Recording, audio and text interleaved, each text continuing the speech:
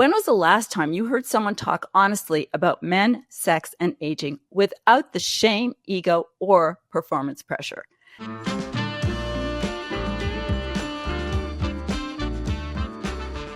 Today, Dr. Chris Donaghue is here to talk about masculinity, libido, and love in midlife, and how men can reconnect with real intimacy. Dr. Donaghue is a director of clinical sexology and human sexuality, a licensed clinical therapist, certified sex therapist, and sexologist. He's all about sex. He's the director of clinical education for the Sexual Health Alliance, which is where we are at the annual conference this year. And he has also relaunched his podcast, Loveline Radio. He's the co-host of the Amber Rose and Dr. Chris podcast. You may also have seen him, if you haven't seen him anywhere else, on The Doctors, Sex Box, Bad Sex, or read his work in Men's Health, Cosmo, Newsweek, and the New York Times. Welcome, Dr. Donaghue. Thanks for having me.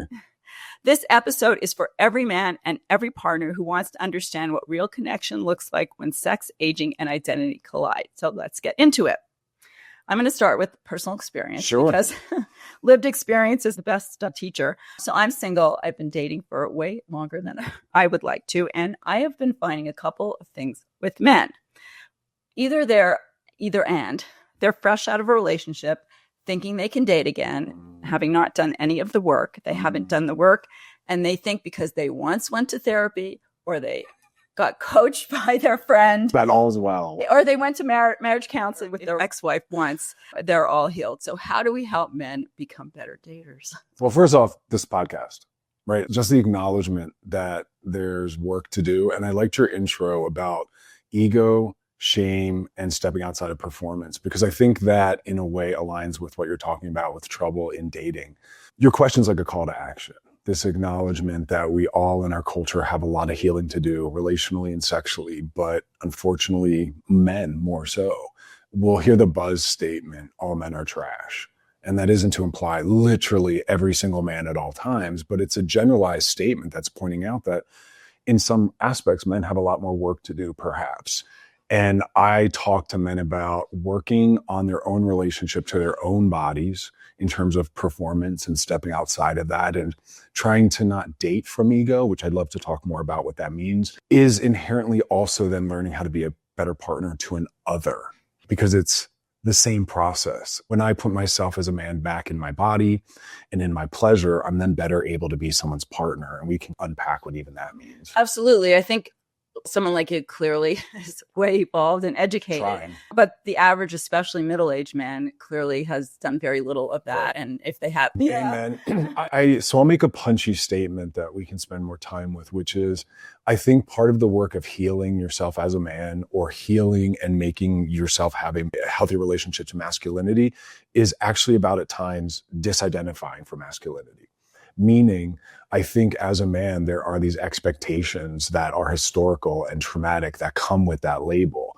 And a lot of men feel that they need to live up to that. And so I work with men on really disidentifying from that, disidentifying from cultural expectations on them as a result of being a man, and really trying to get more into an authentic sense of self. And in getting more into an authentic sense of self, which sometimes means pushing back on masculine expectations and gender roles, is the way that you start to become a better partner to self and other, because it's softening. Like when I say that, I feel softer.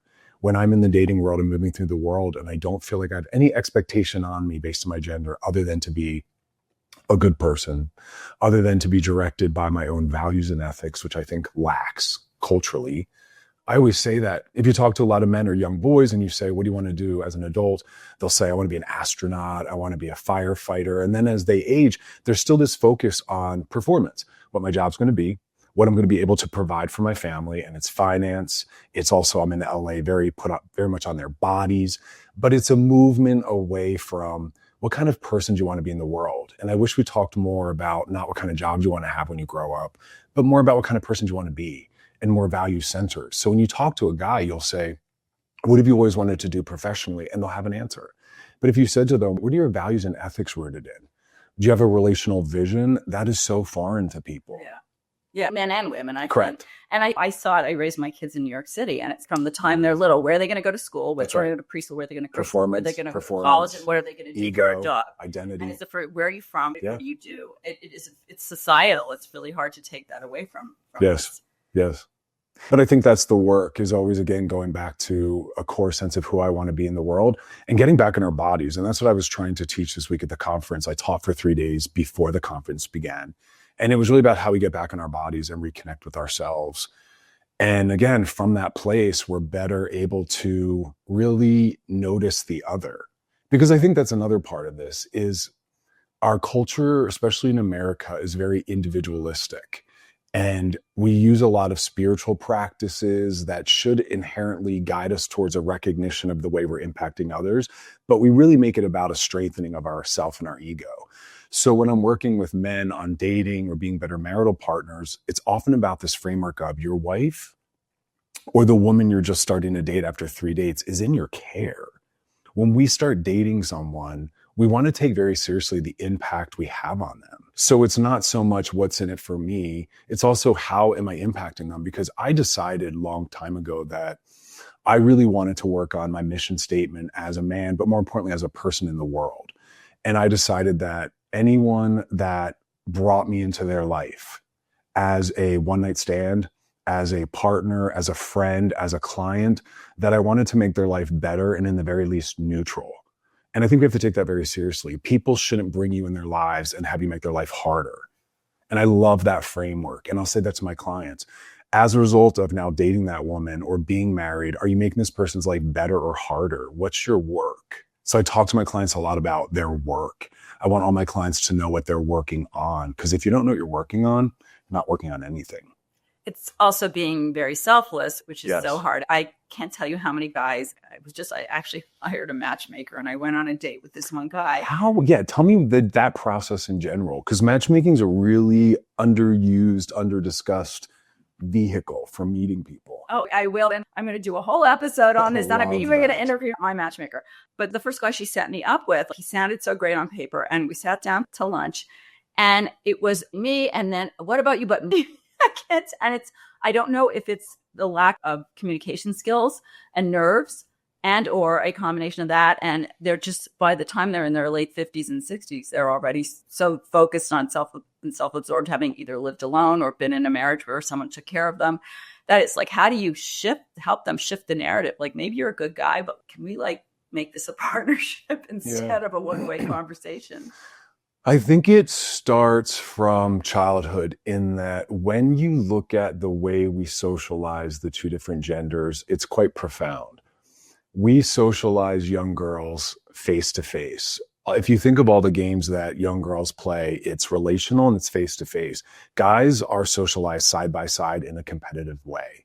They're on the football field next to each other competing. Girls are facing each other, jumping rope, doing patty cake, doing each other's hair. So they're inherently raised in a more intimately comfortable, face-to-face, eye contact, recognition there's another person. And so I think we do men a disservice just from the ground up in that way. And I think culturally, we have a very patriarchal culture, and women can also be participants and strengtheners of patriarchy themselves. And so I'll even point out these examples where a woman might say something like, I want a man, if I hear scary noise outside, to go investigate. And so we enhance men with this idea that they're not allowed to show fear and they need to protect.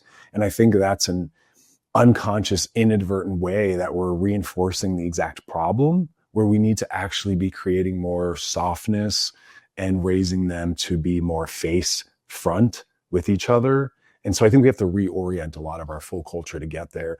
And you're right, there's a lot of narcissism in that. The recognition that you were a human being on the other side of this conversation, and there was no curiosity brought to you. There was no recognition of how much you'd be feeling in this moment. And I think that's also part of the toxicity of professionalism. Yeah, no, you raise a really good point, because I think that certainly play that that role. I was a stay-at-home mom for many years, and I do have this sense of I want a guy to take care of me, to keep me safe. And it was interesting because yesterday in Justin Lehmiller's presentation on dating, he talked about the expectation of who pays on a date. I used to be a divorce coach, and I had a course on, I called it in those days, Dating in a New World, because the apps were still relatively new. And we used to have these conversations about who should pay, because on one hand, women have, up until recently, had made strides in the workforce and we're making more money and we want our recognition. But then just about every woman, even younger women, because most of the women I talk to are middle age, would say, but the guy should pay. And I was always uncomfortable because I feel like I will pay my way, you pay your way. But I've gotten to a point where I said, okay, even the matchmaker said to me, you let him pay on the first date. I'll never agree with that, because it's reinforcing gender rules. And the problem is what you can't do. I wish we could do this, but we can't because of how we work psychologically. You can't expect to request or reinforce a gender role and then say, but I don't want the darker shadow side of that. So if I'm going to ask you to protect me and take control and choose the restaurant and pay the bill, I then can't get upset when the shadow side of that control and power also steps forward. You can't have it both ways. So we're either trying to normalize and neutralize and make it more equality driven. But there's also this word I love that throws a lot of people off, and it's called equity. Because I do think at the same time that if you are at home and you're not making income and the other person is, that then we maybe shift the financial expectation. So it's not to say that everyone is always 50-50 financially. I think if you're in a relationship and you make more, you should pay more. So there's a world where that can shift in that way. But in general, I think the reinforcing of gender roles by saying a man should do this, a man should do that is quite toxic and traumatizing, because I'm working with men on going on a date and also wanting to feel desired. And I talked to my older brother who's single a lot about this, because in his 50s, he's re-entering the dating world after many decades of having been in a long-term relationship. Side note, we'll talk about that off camera. He loves all women, thankfully. But we were talking a lot about this, and he said something really profound where he said he doesn't mind paying for a person if he's on a date, if he's having a great time, because it's a really nice way. Because I do that with friends as well, to let them know I care about you.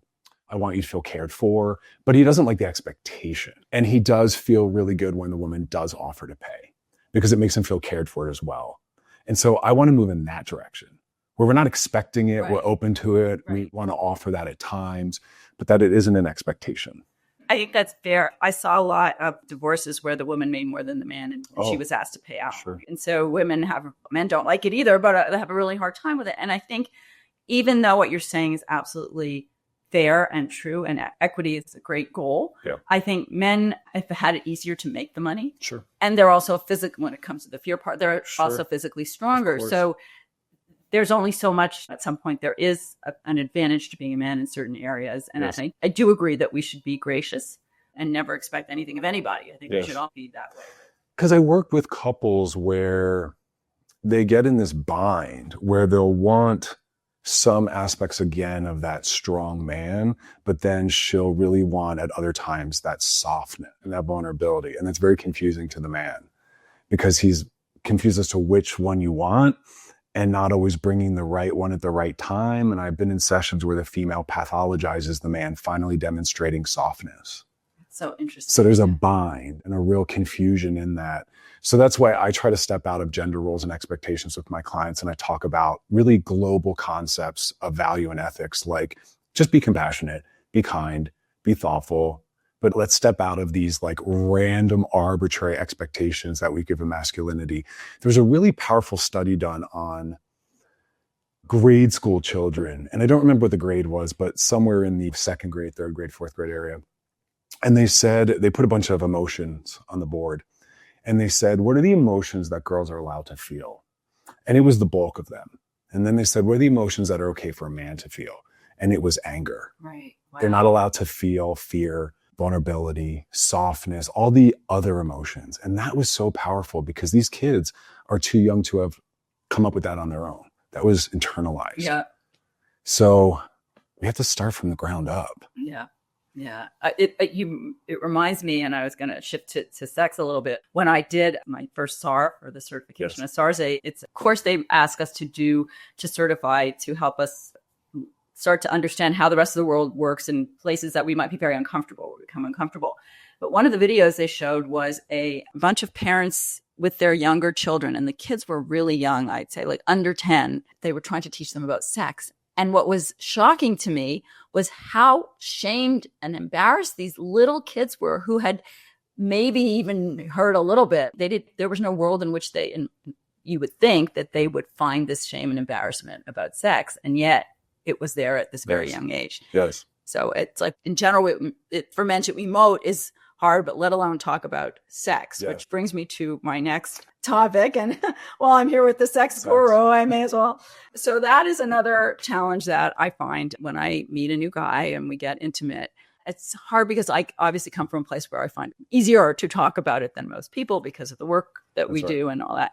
But they have a script, just like they have a script in emotional life. They have a script in sexual life that either comes from if they were in a long-term relationship, it's the same script, obviously, and you can tell because they have a pattern.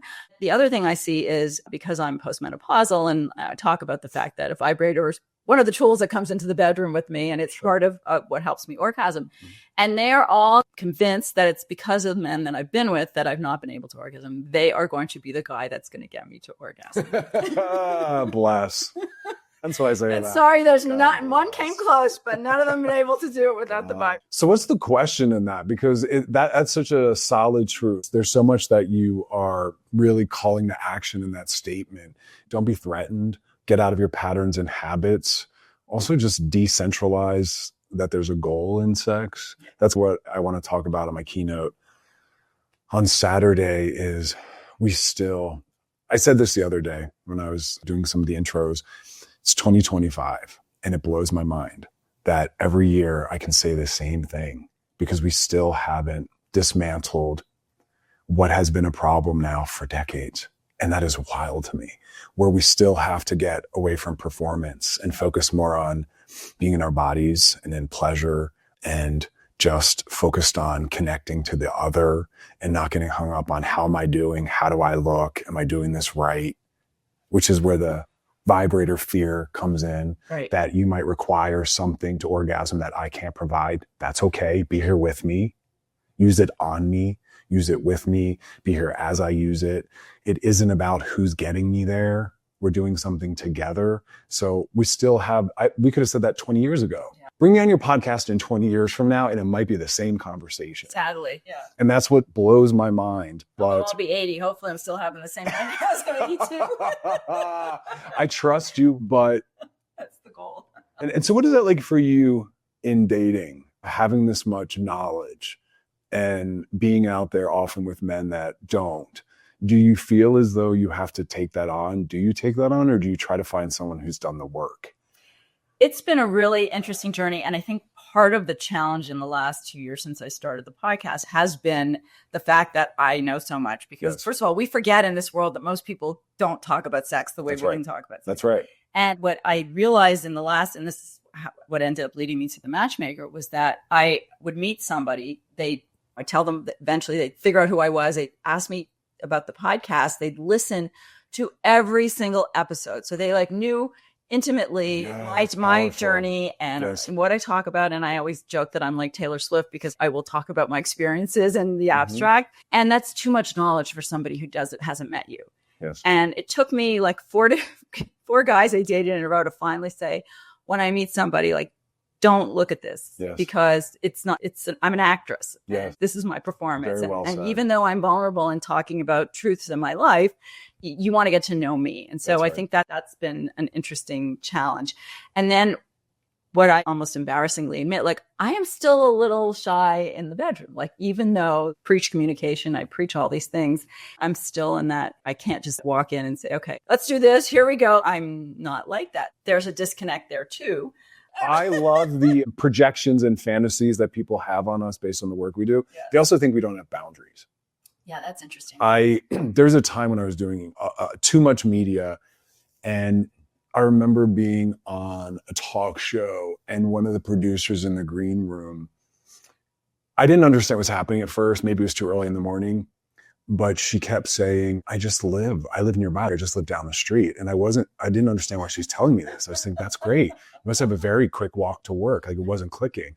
And then I understood what was happening. I was thinking, I'm not cool, but I don't like, it doesn't work like that. Like, I do have boundaries, and it was such an odd, and it was a real interesting wake up call that when we do this kind of work, they think that we have sex with anyone, wherever, however, swinging from a chandelier, upside down. And it's quite the opposite. I take it a little more seriously because of the work I do. So I'm more thoughtful about my sexual partners because I do realize the impact it has. No sex is neutral. No orgasm is neutral. If you have sex with someone, you don't know their name, can't see their face, it's in the dark, it's from behind in a back alley, it still leaves you feeling better about your body, worse about your body, better about others, worse about others. It all impacts us. So I take all that very seriously. I just don't have sex with anyone. I don't just befriend anyone. I don't just date anyone. I take it very seriously that we're influencing each other. And that's my psychology training coming in. I don't have sex like that. And I'm not always kinky. I'm in the moment. I'm in my body. My sexuality is very different, partner by partner, day by day. That's sexual honesty. I don't know how I feel today. I don't know how I feel about the different parts of my body. Maybe I want to be more dom today. Maybe I want to be more submissive, and I want to be cared for, and I want to be held. And that's when I step outside that gender training. I'm not always a top. I'm not always masculine. I'm not always an initiator. Sometimes I want to just be neutral. Sometimes I want to have desire coming at me.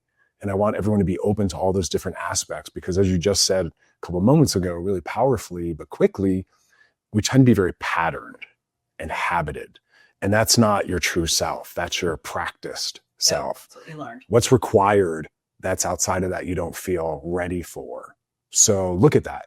What do I not do and why? What kind of partners do I not seek and why? Where is that a need to develop?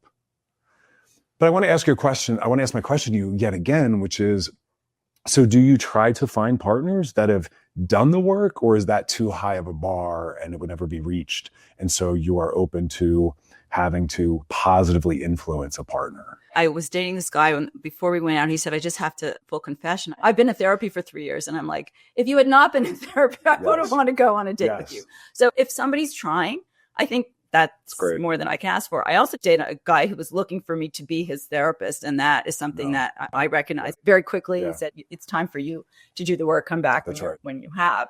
So I feel like as long as somebody is open to it or has tried, I've had weirdly, a couple of guys say to me, I coach myself. Like, I had my own therapy. I did it myself. And I'm like, that just doesn't work. It doesn't. And it doesn't have to be this deep, like all 20 years of talk therapy and whatever you want to call it. But it does have to be like an openness to learning and knowing that you don't know everything. 100%. Because I use a lot of fitness examples with the men I work with because it's a very clear metaphor.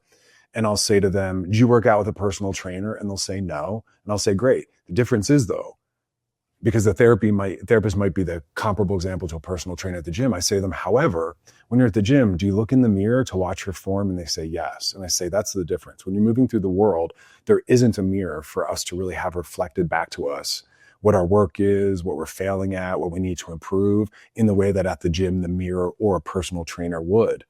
And we're impacting everyone that we're in relationship to, as a father, as a boss, as a colleague, as a partner, as a husband, as a boyfriend. And you got to take that seriously. And there's always work to do. Yes, we need to be in a process. If you're not going to do therapy, which I think would be profound for everyone to do for a while at some point in their lives, try to be more self-aware.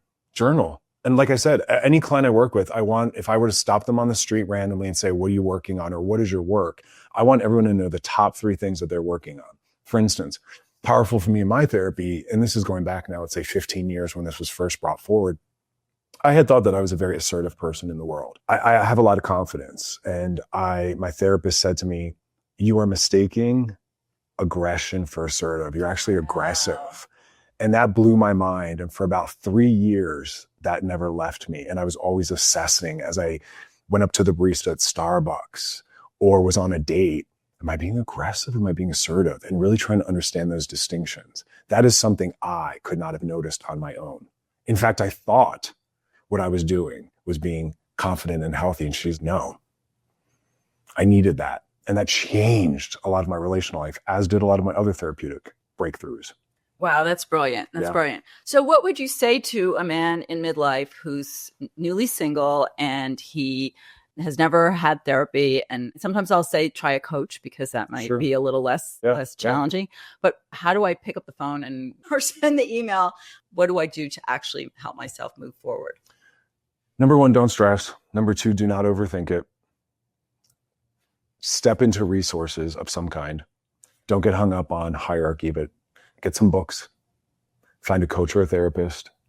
And in addition to that, start to develop this working perspective that I am impacting other people's lives. I want to make them better for having been brought in, but more importantly, trying to find 3 to 5 things that you think you need to work on to be a better person in the world. I want everyone to obsessively always have a few things that they have an observing ego looking down, tracking. I'm always working on a couple things. And so just find a couple different layers. Don't overthink it. Don't stress out. Get a therapist or a coach. Read some really great books on emotional presence and functioning and relational health, because none of us have been taught a model. Kind of like parenting side note. I want every parent, before becoming a parent or while being a parent, to study a couple parental theories, because we are not inherently innately born with understanding parenting either. And just have some connection to the work at all times. Something. Listen to some podcasts like this, but choose a couple levels, because you're really needing to desocialize yourself. And that requires a lot of practice and focus consistently. And that's some of the best things I did: books, therapy, podcasts, my own clinical training, and applying that back to myself and desocializing myself. I love that. And I think it's really important to note that this is a very masculine looking Sometimes. man. He's got the tats, he's got the muscles, he looks pretty good. And yet he's extremely vulnerable. And I love that. And that's so beautiful. And it's enhanced my life. And really try to call out and look at, what is your fear in moving towards more softness or vulnerability? And that might be your fragile masculinity, but anything a man does is male behavior, right? Anything a hetero man does is hetero behavior. We have to expand and allow softness at times and relationality, and that can fit in there. I don't want to be a good man. I just want to be a good human being in the world. And I want anyone, again, having been in my presence, to leave that better off or at least neutral. I really take it seriously. I don't want anyone to be harmed in any way in having engaged my work. So I'm very thoughtful about advertisers and who I work with and what companies I partner with. I want no one to feel left out or put down, but also in my social life. And so if nothing else, just take that ethic forward and take it seriously. That's great. That's great. Anything else you want to add before I give you my final 3 questions? No, I think our convo was great. I can't wait for your answer to this one. What is your definition of sex? Oh, that's beautiful. I really broaden it, and I say my sexuality is what I chose to wear today. It's how close I stand or I don't stand to someone. It's the way I might look at someone. I think it's an ever-present, always operating, beautiful system that even when it isn't about me connecting with another person, it's still a really vital energy. I love the Freudian concept of libidinal energy, which isn't just sexual, it's passion and life energy. And I try to always keep that right here. And what that means is I try to really stay connected to joy and passion. And I was raised in a way where my mental health would skew more depressive, and to move through the world more depressed and to really orient towards the more depressing components. So it's not positive thinking as much as just this psychological concept of wherever you place your attention will really dictate your mental health and your mood. And as I look out your window, I can look over here at the beautiful trees and sky, or I can look at that really dark, crappy building that's under construction. And depending on which perspective I take is going to really impact my sense of self. And so use sexuality as more than just interfacing with your genitals with another person, and just letting it be more of like a dynamic energy that you take into the world. That's so great. I'm not even going to ask the next 2 questions because I want to, you know what I'm going to do? I'm going to ask them, and then we can cut them if they, don't make sense, because that was just so great. So my next 2 are a little bit lighter in some way. What's the best orgasm you ever had? God, it's hard because I don't think Some of my answers to some questions are too philosophical, and because of the work we do, I've been doing this work for over 25 years. So my lens is just so distorted and my answers frustrate.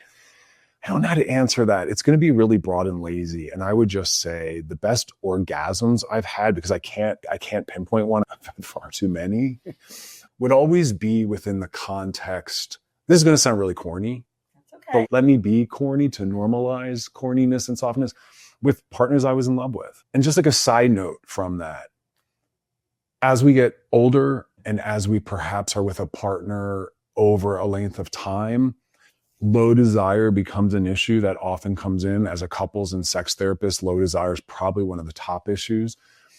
And the work is about finding passion and desire for someone from a new source, because it's not always going to be able to be aesthetic. Having seen and been with that person for many years, and perhaps due to illness, injury, medications, or age, our bodies shift and change in ways that are hard for us to find desire from a different source. And so the partners I was in love with, where my sexuality with them was coming from a place of just wanting to be close to them, and it wasn't just because they were hot, really deepened it in a way that some people listening are like, I don't know what you're talking about. And that's a bummer. Go try to find that moment where it's not about you're hot and I want to be with you. It's about I love you and I want to connect with you. And I think the orgasms are deeper from that level. And if someone listening doesn't know what I'm talking about, go find that. Yeah. That's great. That's great. I think connection is like the most important part of it. Like why have partner sex if you don't want to connect with somebody in whatever way it is? And the last one, what is a fantasy that you haven't yet experienced? And this should be a good one coming from you. But it goes back to what you said, where sometimes your sexuality is quite vanilla. And if someone said, what are you into sexually? My answer frustrates, because I first say it depends on who I'm with. And it depends on how I'm feeling in my body. Sometimes I'm going to want to just use my mouth. Sometimes I'm just going to use my hands. Sometimes I want to use a toy on someone and I want to really sit back and be a voyeur and watch them deriving pleasure. And I want to be part of it, but back watching. So I'll say this so I can give somewhat of a fun answer, because I'm giving a really not exciting answer. I'm very exhibitionistic and then at times voyeuristic. So for me, what's hot and what bumps into my kinkiness would be those dynamics where for some people it's role play or the use of tools and equipment or leather. I'm not into that, or BDSM. I'm into that more voyeuristic or exhibitionistic, watching from afar or being watched. And then we could spend an entire other podcast unpacking why that might be. But I would say it's in those realms. That's great. That's great. Thank you so much. Thanks for having me. me. Really fun. Thank you for the great questions. All right. Thank you.